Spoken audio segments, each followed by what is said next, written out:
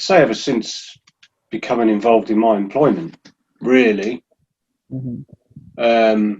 Like most day jobs or most jobs, it can be quite stressful, and you want to sort of switch off from the fact. But I used to commute to London, so I used to have an hour's train journey. So of course I'd get a couple of beers to have on the train on the way home. Mm-hmm. And then I'd get home and I'd have some more. I wasn't getting home sometimes until, crikey, midnight-ish, but staying up till 2-3 o'clock in the morning, one, trying to switch off from work, but two, having a couple of drinks, just to take that sort of the edge off and relax like we like to do. And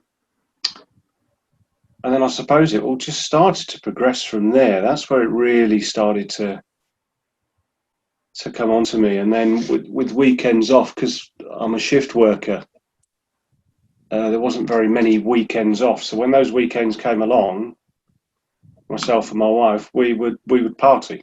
We'd go out and party, and I'd make up for the time that I'd lost. And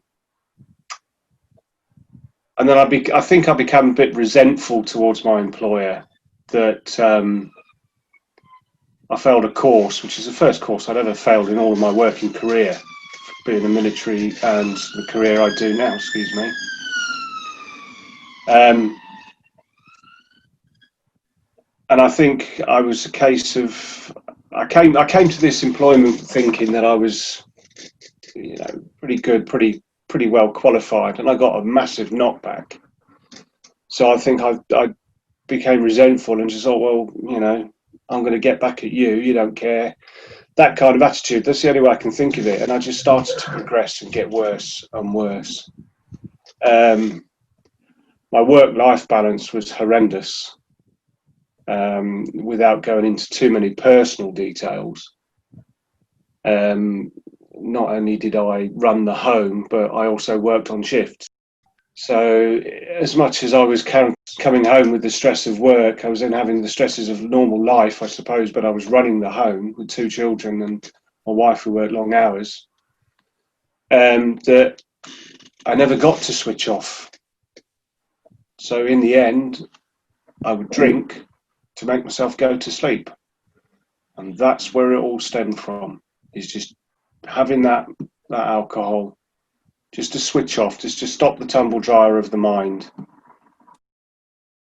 go to sleep. And that's where it all started. And we're talking back in 2012, 2013, so good 7, 8 years ago. So this tumble dryer of the mind, did you have that when you were in the military before? No, not at all. No. My day in the military was very, very routine, typical military. Reported for work at 8 o'clock and finished at 4:30 in the afternoon. And I worked in a department where it was the same every day. Okay. So maybe the stress of your current job was what tipped things and changed things. If your military job had been very stressful and very chaotic, or very demanding and too much, maybe that could have been similar. Yes, I think it, very much. I mean, yes, military life, I got promoted, so of course you got into the bigger social circle, and they were ordered to attend functions where, of course, soldiers are soldiers and they'll drink and drink. Same with any military, I suppose. But there was nothing majorly stressful about my military career that gave me, I was going to say a foundation, but nothing in my military career kicked this off. I've learned about resentments, of course I have, in my recovery, but my career now, I think, is because of the stresses of it, the routine, the shift work, the commuting that I was doing, etc., etc. I was just constantly on the go. And I think that's where the tumble dryer mind came from it. Okay. When you were growing up, did your family talk well? Did people express their emotions freely, or was it quite a... No. Again, my dad was in the military, and we're talking about the 70s, 80s. He was away a lot, and when he come home, I do remember that there were times that my mum would say, take the lad with you to go out, if you're doing this, and he wouldn't. So jumping right back to now, this year in my treatment, I realised that a lot of my background comes from my dad. The lack of attention, the lack of emotion, and the lack of showing love to me, showed it very much to my two sisters, who are identical twins, 2 years younger than me. Absolutely adored them, but I always felt on the edge. And I've learned that a lot of it has come from that. So they weren't a very open, emotional, touchy-feely kind of family. So I felt quite rejected. Excuse me. I hit rock bottom around about this time last year. Last August, I attempted my life. The most stupidest thing I'd ever done, but I attempted my life. But I think that it was a culmination of all sorts that built up to that, of my drinking when I was with the wife and children had got bad. Obviously the wife asked me to leave the home, which I can never blame her for, because I was drinking too much. I was never violent, I was never nasty, I was never abusive or anything towards her or the children, ever. But my drinking just took over, and she told me to leave. So I was sofa surfing for about 3-4 months. Then I calmed down once I got my own flat, and then I started to get back on the dating scene, and I got it all under control. I sort of eased off, but then it started to take over again. Being a single man at the time and thinking, I can do what I want, I can party when I want, I can drink when I want, and that's what I did. And I just progressively got worse and worse and worse. I was, oh, blimey. I was getting signed off from work a lot. And because of that, I had a good excuse to drink. And there was a time that, I was doing beer and wine. I was doing 6 to 8 cans of beer in an evening, then a bottle of red wine, if not more. And then I had a 4-day binge on red wine, and I was a mess, absolute mess. And I picked up the phone, and I was phoning various support charities through my employment, but nobody wanted to know. I phoned a crisis team, I phoned 111 option 2. In the end, I phoned my dad, who took me to my GP. My GP knew of my history because they'd watched me progressively get worse, and they just said, take him home, give him these tablets. And that wasn't what I wanted. So I picked myself up for a little bit, but then I went and did it all again, and I just progressively got worse again. I went back down on that slippery slope. I was dry retching on the way to work, stopping in the car to dry retch. Get into work, be ill, get caught by my boss, get questioned about it, and get sent home, which was, to me, was, it was a double-edged sword. It was great, I'm going home, I can drink, but oh my gosh, I'm going to lose my job. Well, if I'm going to lose my job, what's the hell? I might as well just drink. And that was my attitude at the time. It was silly, it was crazy. Were you having withdrawal? Were you having the shakes and the sweats? I started to. For a while? I did. I started to get the shakes. I couldn't pick up a glass of water without it being like that towards the end. The sweats, the lack of sleep. It wasn't proper sleep, as we know. Wetting the bed, soiling myself. It was disgusting. It was horrible. So, looking back on it now, what did you need to do to so that drink wasn't necessary in your day? What is it that you have in your day now that was missing back then? Put it down to having my sobriety. That's what I've got back. It's what I always wanted back, was my sobriety, and I've got it back now, which has given me the chance to focus on my work, to focus on my children. I live with their mother, so seeing them more often, my health, and the security of knowing I've still got my job. Because without that, I'd be stumped.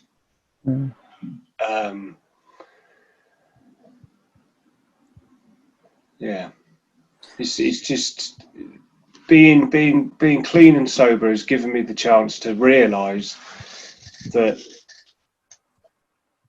that's not the answer of becoming an addict. I know it's the addiction that takes over, but you become reliant on it, and you need to get early help. And I wish I'd been able to get that early help. I mean, I had 2 detoxes before. First one, I lasted 6 months. I thought, yeah, great, I've got this. And I went out and partied, and I got pretty drunk.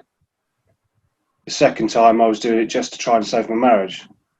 And the third time, I did it because I knew I was going to lose my life. But being clean and sober now gives me the chance to focus on my life and myself and my children and my career and have a normal life. And it's great. It's great. So the first time that you did detox, you thought you could carry on drinking and have the best of both, the fun of drinking and still live a life. By the time you got to this last time, it had been life or death, and you knew that you had to choose. I had to choose. Like I said earlier, I got to the point where I got very, very low. I attempted my life, and then just came home, and after a week of recuperating, I just thought, I can't go on like this. So I went and sought help myself. I picked up that phone. I phoned the charity where I'd been before for my detox, one of them, and I just said, I want to come back. I need the help. And luckily, thanks to them, I got the help that I needed and got it pretty quick. Would you be happy to share what that charity was in case it could help other people? It was CGL Cambridgeshire, and they're a godsend. They are absolutely fantastic, understanding, supportive, patient, caring, knowledgeable, and just a fantastic charity that will help and do help people in addiction. And I can never fault them. And to the point now, I've volunteered to work for them, and I've been accepted as a volunteer because they are just such a fantastic charity. Brilliant. That's great. So it sounds like they are a group of people that understand addiction and don't judge you for your addiction. If you say, I've wet myself through because of my excessive drinking, how would they react to that? They would just be, how can I put it? Just accepting, just understanding, and non-judgmental. There wouldn't be any kind of body language reaction, anything to make you feel, or make me, should I say, feel uncomfortable. Like, I did this, yeah. And it's because they get it, they understand, fully understand. Okay. So what exactly did they do for you? They got you some detox, and in detox, is it just a matter of being weaned off the alcohol, or do they give you some strategies? Do they give you something to think about and how to cope? Because it's one thing to take away the alcohol, but to me, you got to put something there in its place. Yeah, they gave me a home program. They gave me like a diary, drink diary, they called it, and you write down how much you've had to drink, what time you started, why did you drink, how did it make you feel, what would you like to change, that kind of thing. And it did start to work, and I followed it quite well, but then unfortunately I slipped. They made appointments available on a weekly basis, on a one-to-one. There were groups that I was invited to. They were always there at the end of the telephone if I needed help or support in any way. And then I had to attend pre-detox, once I'd been accepted to go on the detox program, attended pre-detox meetings, where there was a group of us all in the same position, all with the same experiences, suffering the same, sit down and just talk about our daily lives, and then waited for our appointment to come through for us to then go and progress on to the detox. The first detox I did was a community detox, so I was getting picked up and taken into CGL, stay there for the day and have the medication, go home, and there had to be somebody sensible and responsible to continue the medication through the evening. And that was for a week, and then you carry on for a couple of days afterwards. But then I also got put into rehab because that's what I wanted. I asked to go to rehab. And do you think they taught you anything that you can still make use of now through rehab? Oh, crikey, yeah. An awful lot. Wow.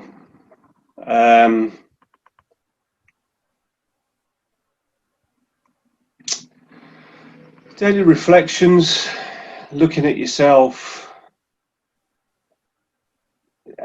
positive mindsets, the steps, the literature, and it just, I think with myself, because I always wanted that help, and I know there's a lot of us that do want that help, and when we get it, something just clicks and we suss it out. But it just made me stop and think and realise that what I was doing wasn't the answer in any way, shape or form. Financially, healthily, family, you name it, work, everything. It just wasn't the answer. And making me reflect on my childhood and understand what rejection is and why I was possibly rejected, and come to learn to accept that rejection, that it's part of human life, all that kind of stuff, just makes you realise, makes you completely reprogram everything inside your head. And it also taught me that everybody in every day has a problem or has a stress that comes along and trips them up. If you drink or take on that, it's still going to be there the following day. It'll never go away. But if you don't use or don't drink on the back of that, work it out, take a step back, think, etc., you deal with it, you move on. The following day, it's not there, it's dealt with, it's gone. Okay. And that's another kind of mindset that I've learned to use. So it really is a lot about our minds, isn't it? The way that we think and the way that we handle stuff that happens to us. In addiction, we might handle it in the default automatic way. And what you're saying is you've been taught a new way of handling those things that come up in life. Yeah. It used to be an excuse to pick up. You know, my car's broken down. Right, okay, I can't go anywhere, so I might as well drink. You know, and you drink on the anger. Yes, I drank on happiness. I drank on any reason to drink, really. But yeah, you know, I've had some, since I've come out of rehab, I've had some bits that have come along. I've had my divorce finalised. My pension's been finalised with the ex-wife. And they were horrible trip-ups. My daughter had a car crash. Only minor, but those were the kind of things that would trip anybody up and make them use again.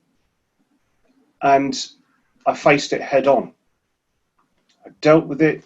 I thought about it. I spoke to people about it. And I got through it. And coming out the other end and thinking, wow, I didn't drink on the back of that when I was told I'm finally divorced. Brilliant. Great. And it was an amazing feeling of achievement. and great sense of pride that I've managed to get through that hurdle without drinking or picking up or doing anything silly. That's brilliant. So have you got a experience of, when you talk about reflecting, have you got an experience of a higher power? A lot of people, when they come into the 12-step rooms, as they call them, they are put off, or some people would never even go to a 12-step meeting because they've heard about the God word or this higher power. What's that been like for you? When I first started going to the rooms, yes, it was the big book and it was all God, God, God. And yes, that did put me off. I will admit it put me off. I read the book and it was God this, God that. And I thought, I am not a religious person and I've never been into religion. And I respect anybody who has faith, but I didn't at the time. And I was very anti-religion and very anti-God, etc., etc. But then when I went into my rehab, we had a church service up the road every Sunday, and it wasn't a Church of England, it wasn't Catholic, it wasn't Judaism, Hinduism, it was, I don't know, it was Baptist or Reformed of some sort. Most of the guys would only go there because they'd get proper coffee, because all week we would have decaf. But I don't know why, but I just felt, yeah, just go along and see how it is. See what, they're talking about these higher powers and a belief. And I do remember that I was sat there and I was singing along. Never had this experience. Singing along, I burst into tears. And I chuckle at it, and people will chuckle and laugh, but I had this warm feeling just come straight over me. You see it in the movies, you hear people say it, and you all go, yeah, right, whatever. But that happened to me. Now, I don't get on my knees and pray every single day. I don't go around saying, God be with you and all that kind of business. But I do now, after that experience, believe that there is something there. There is something there. Now, people say it can be a tree, it can be a glass, it can be a chair. I don't know what it is. Sometimes I think it might be my grandmother, I was very, very close to. Sometimes I think it is a God of some sort, but it's not. I don't picture it as a God with the great big white beard and the staff and the white robes. I just don't know what it is, but there is something there, and I have come to believe in it, and I give myself to it every single day, and I give thanks to my higher power at the end of the day when I get into bed for getting through this sober. And do other people in the 12-step fellowship, do they expect you to have a certain sort of spirituality? Do they judge you, or do they try to fit you into a certain mold? No, not judged at all. Absolutely no way. As they say, choosing a God of your understanding. So in a lot of religions, a lot of denominations, what binds people together is we all say that baptism is important, or we all say that the Quran is the holy book, or we all, subscribe to certain beliefs. But what you're saying is that the 12-step that you've experienced doesn't have a set of rules that people have to all sign up to. No, it doesn't have a set of rules, but it has a set of suggestions. We have the 12 steps, which are the suggestions, really, and then the 12 traditions. There's no set, you must do this at this time, and this is how to do it. There's nothing like that. What you do is what you do. Nobody judges you. Nobody forces you to believe in a God. They say, yes, you should have a belief in a higher power of sorts, and it's a spiritual program, and that spiritual program comes from within yourself. It's nobody else standing there and preaching at you. Far from it. Nobody preaches to you what you should and what you shouldn't do. So what binds everyone together is that everyone is an addict wanting to recover, and what everyone believes is different, but what everyone shares in common is that we're all here to support each other to find sobriety. Yeah, it doesn't matter who you are, what background you come from, what experiences you've had or what you haven't had. it's all on the same thing, and that's the recovery and to beat the addiction. You're all there for the same reason. It doesn't matter whether you're an airline pilot or somebody that's in and out of police cells. It doesn't matter who you are, what you are. You're there because you've got an illness and you need to recover from that illness and learn to get over it and to control it and to live happily. And these people, as I keep saying, they just do not judge you, and they are there 24/7. You know, many times I've picked up the phone at 11, 12 o'clock at night, and they've answered the phone, and I've chatted, I've talked.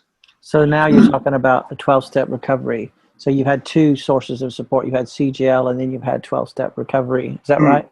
Yeah. I'm still going on with both.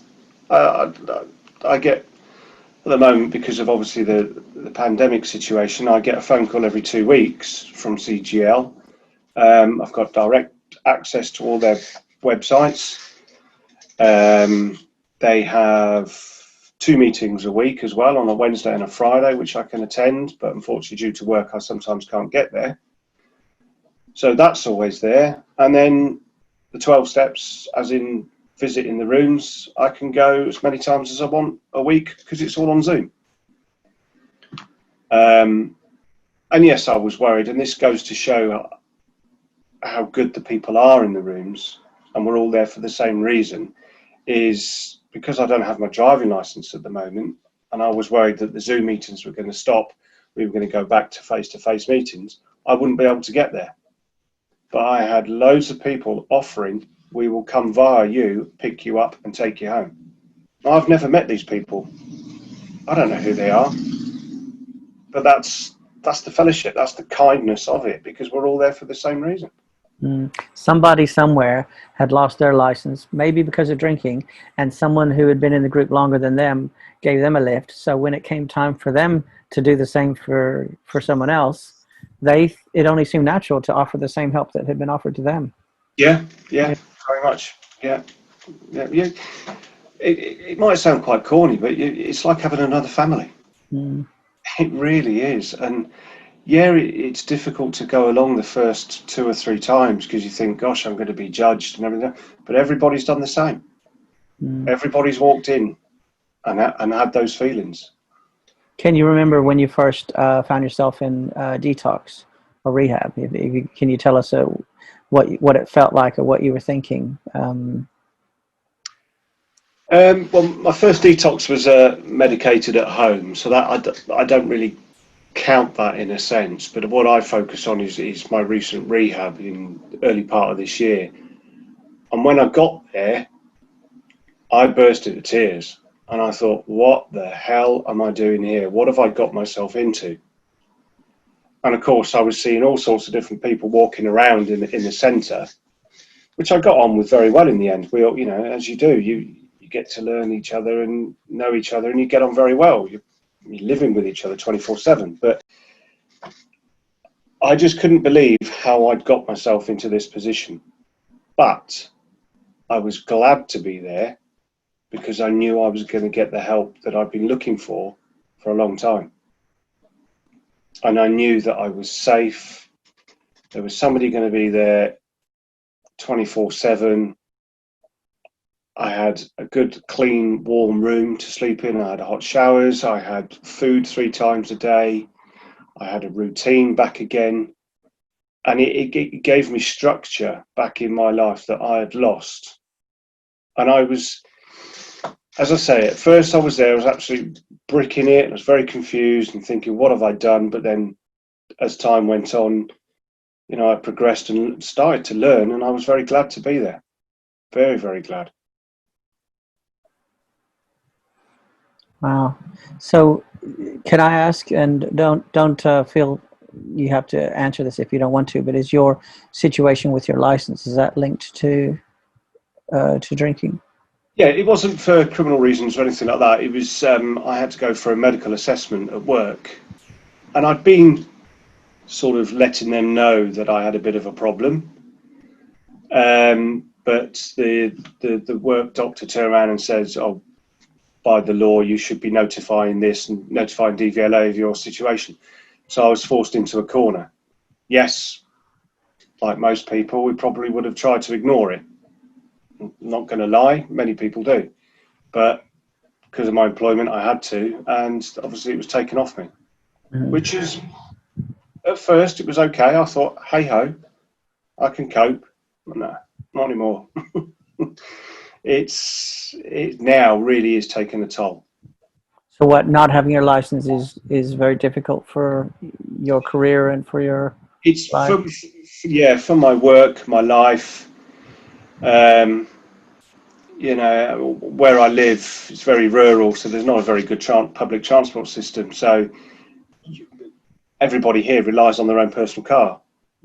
So what's your way forward? Have you got a certain amount of time that you need to be able to show them before you can be reassessed? Or I have to be abstinent for 12 months. And at the moment I go for blood tests every 3 months with a GP. And then when I apply for my license back, I've got to produce that evidence to say I've been abstinent. Then 3 clean blood test for 12 months. Yeah. 12 months. Yeah. Yeah. Yeah. Okay. That's a sobering, forgive the pun. That's a eye-opening experience to have to hand over your license. Yes. It must make it hard to pretend that it's anything but serious. It must open your eyes to how big a deal it is. If the government's decided that you're not safe for yourself or for others, then that must, I can imagine that being a eye-opening experience. Or it would just make me really angry, and I would go deeper into my denial. I was very angry at first. So, I mean, I'd come out of rehab, and that's when I received a letter from DVLA saying you've lost your license. I mean, yeah, it was a very early days. I could have immediately picked up again very easily, but I didn't. I just thought, do you know what? And I nearly said the Serenity Prayer then, but you know, I can't change it. It's not my fault, but it is my fault. I can't change it, so might as well accept it. Just accept it. As much as it hurts, really does wind you up. Just, hey. Pain. I think pain is one of the triggers that can drive us to our addiction, and learning what to do with that pain. Yeah. Is a big deal. Yeah. So you've got your marriage, you've got your career, you've got your license. Those are things that could easily be too painful to cope with. But you're learning. You've got experience of going through each of those things and not drinking on them. Yeah. Yeah. Yeah. I've surprised myself. That, you know, as we say, you know, losing my license, nearly losing my job, losing my marriage, fighting to keep the children, all of the above. Sorry, I lost my track there. I do apologise, but I was lucky. It could have got worse, and I could see where it was going. Hence, I asked for the help. I could see.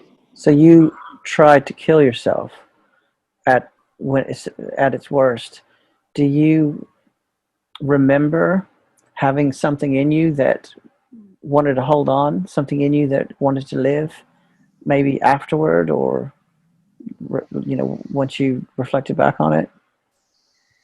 Wow, what a question.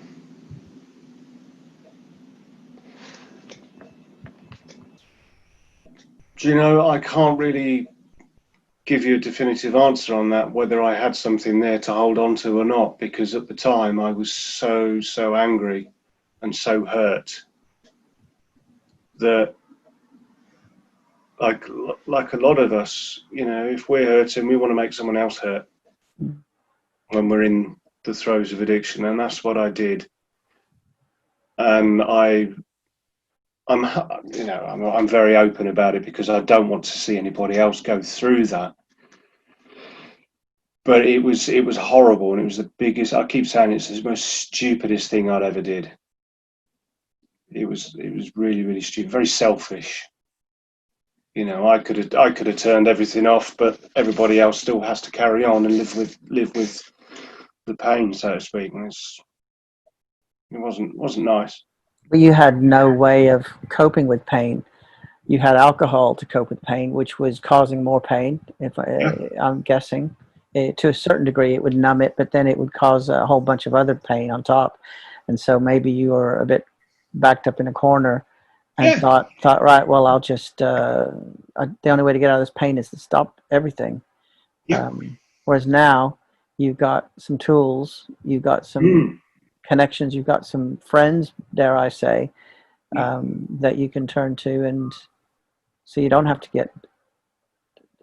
turn to the alcohol, and you don't have to get backed up into a corner of ending it all. No. No, not at all. Not at all. You know, alcohol was the answer to everything. It was the answer to everything. It was my life. You know, it made me feel better. It made me go to sleep. It made me numb the pain. It made everything slow down. But it didn't make it go away. I still have to get up, and I still woke up every morning and go, here we go again, another day. As you know, as many people have probably heard in the rooms or wherever, you know, you wake up and think, oh, here we go, another day in my addiction. Well, let's get on with it then, kind of attitude. And, you know, I used to open that first can of beer and take the first couple of swigs and think, what am I doing? But then it was too late by then. It was right. Yeah, we're off again. Here we go. Carry on. And I used to alternate between shops, hoping they wouldn't think I was an alcoholic. How many people out there do that? But that's what you do. And I remember standing in one shop behind a gentleman in the morning, about 9:30. He's buying a 2-litre bottle of vodka, keeping himself very quiet and standing back and a bit sheepish. And I'm buying 8 cans of beer. And I thought, I'm not as bad as you. I'm not as bad as you, mate. Yeah, the games we play. The games that we play, yeah. With yourself. You're convincing yourself, I haven't got a problem. I'm okay. I'm in control. I know what I'm doing. I can still get dressed and go around the shop and buy my beer. I might not have eaten for 4 or 5 days or had a shower for 4 or 5 days, but I can still put my trousers on and go around the corner and get my drink. Because I'm okay. Ridiculous. It's crazy. It's crazy. And that's the thing about addiction. The people who don't have any experience of it, they hear about the things that we do and they think, well, why would you do something that stupid? Why would you do something that crazy? And the thing is, we're in the middle of it going, yeah, I know. Why would I do something that crazy? Why would I? And so we're just as aware of how crazy we are, how silly we are as everyone else, except we're doing it. So it's almost like people would think we don't realize how ridiculous it is. But it's even worse because we do realize it, and yet we still do it. Yeah. I mean, I remember I got myself into big financial difficulties through it because I've accumulated so much time off work. They were going to take me down to half pay. And I was arguing with my union reps and everything else to say, don't take me down because I won't be able to afford to live. Now, I've sat down and worked it out that I would have paid all my bills, but I would have had nothing left for my drink. Not my food. Didn't budget for food. It was how would I pay for my alcohol? So I fought and fought and fought. And thankfully, I came out okay and I managed to get through it. But, well, I wasn't taken down on my pay. I was very lucky. But also my parents came round and they said, well, why can't you just stop? I can just stop having a drink in the evenings and not go and have a drink for a couple of days. I said, I can't. I cannot stop. As much as my mind was telling me, stop, cut back, try and go, drink, start later in the day, whatever, drink a weaker strength. Couldn't. Just couldn't, because that voice inside my head was saying, no, do this, get that, drink that, do what you want to do. It's your life. And you've managed to stop, but not like somebody would say, just do it. You stopped because you've had professional expert help, people who know what it is and what to do about it, have taken you through a process of being able to stop drinking and find that replacement of how to live your daily life. So in a way, it is possible to just stop, but it's a process and it's a learning experience and it's a journey. It's not as simple as I don't know, I'm driving too fast. We'll just slow down. You know, I'm drinking too much. We'll just stop drinking. It is something that we have to learn, isn't it? It is. It is, and it was very daunting. And when I was told, because I had to go to rehab because I'd attempted my life, and when they said you're going to rehab, as I said before, I was very, very scared and very, very frightened. But now it's one of the best things I've ever done. You know, and I've had some amazing experiences through my life and my careers. But you know, putting those aside, that's very different. But this is something I would recommend to anybody, and I'm very, very passionate about it. Hence, that I've now volunteered with CGL. I'm volunteering my time to do videos like this, and I'm trying to do so much I can just to help the next person. That, you know, it does happen to anybody, any walk of life, any kind of addiction can come up and grab you, but there are ways to beat it. You don't want to at the first, and it takes a lot of courage and a lot of motivation to get that help and a lot of courage. But once you start getting it, it finally falls into place. And you know, it can take 2 or 3 times, 4 or 5 times to quit on any addiction. But once you have, and if you can experience what I experienced and what I've come to hear other people have experienced through recovery, it's fantastic. Well worth it. Oh, it is. And yeah, persevering. I miss having a drink.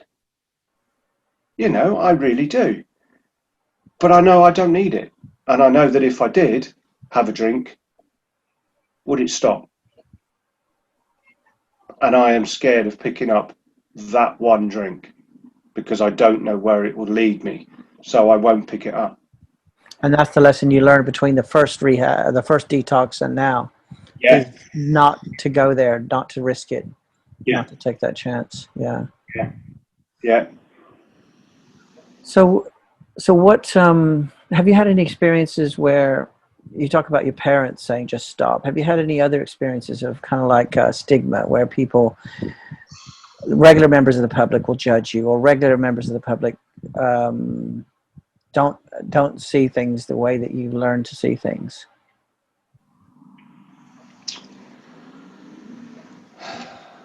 I don't know, really. I mean, yes, there was my parents, and some of my friends.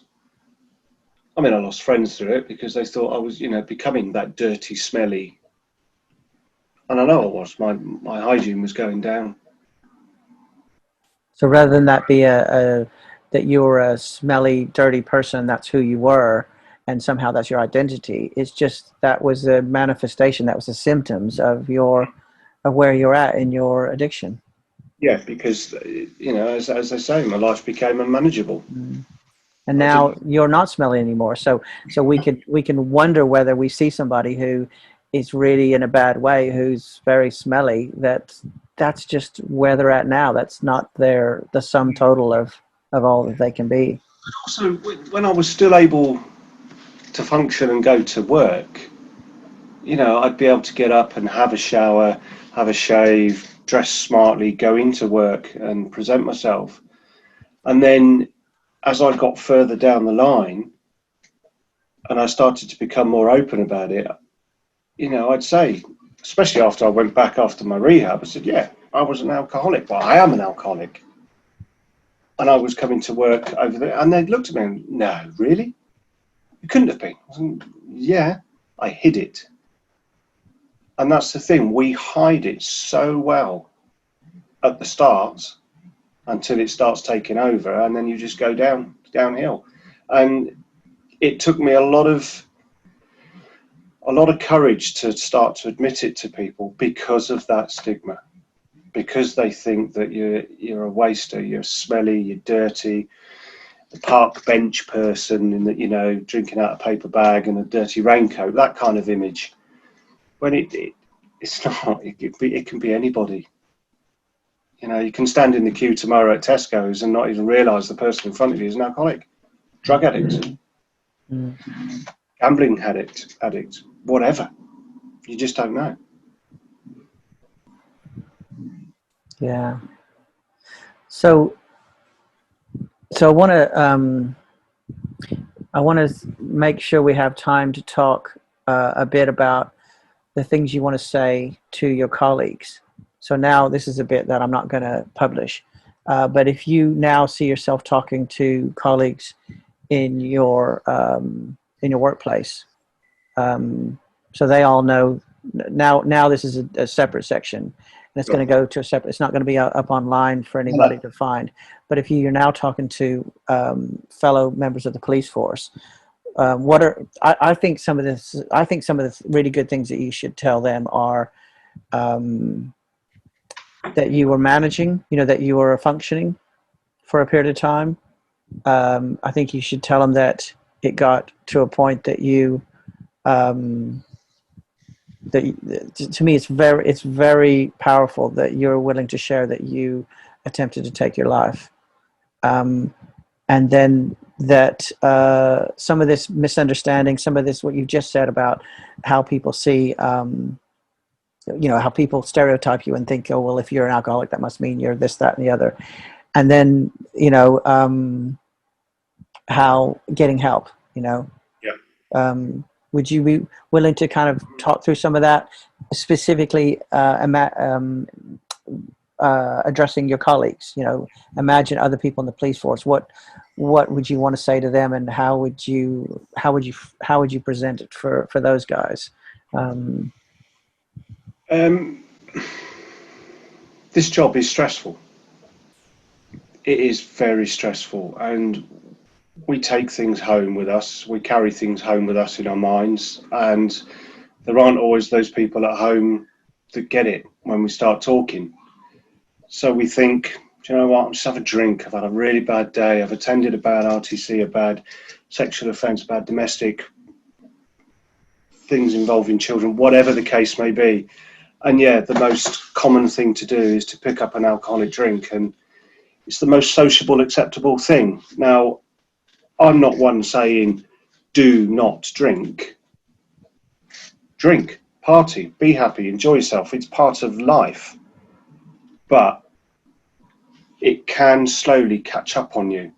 And as it does start to catch up on you, you then become aware of it as you're coming into work thinking, do I smell? I can taste it. Do I smell? And then you get in that car next to your colleague, or you sat in the room next to your colleague, and you're literally breathing into your uniform because you think, do I smell? Do I smell? But then when you get towards the end of your shift and you hear somebody else say, oh, I'm going to go home and I'm going to have a couple of glasses of wine, you think you're normal. Because you're thinking, oh, great, what if they're going to have 3 or 4 glasses of wine? I can now go and have my 5 or 6 cans of beer. And, you know, I've gone home with colleagues after work on the same journey, you know, and then split, go our own separate ways kind of thing.